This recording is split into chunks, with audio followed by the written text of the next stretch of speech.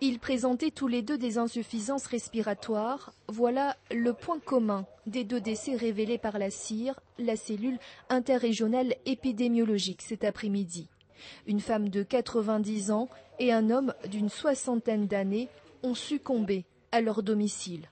Mais rien ne permet d'affirmer que c'est le virus de la grippe A qui est à l'origine du décès. Deux décès ont été identifiés hier et aujourd'hui chez des personnes qui avaient des lourdes pathologies, des grosses pathologies chroniques respiratoires et cardiovasculaires. Alors, ces deux personnes, sur le certificat de décès, il est mentionné syndrome grippal et les investigations que nous avons menées, effectivement, elles présentaient un syndrome grippal. Néanmoins, on n'a pas pu savoir si c'était le virus H1N1 puisque ces deux personnes n'ont pas été prélevées.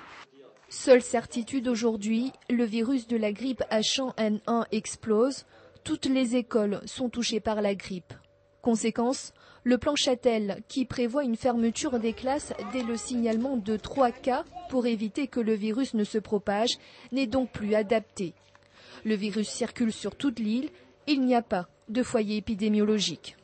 La modélisation n'est pas encore consolidée parce qu'il nous manque des données et notamment les retours des fiches de maladies de la Caisse générale de sécurité sociale.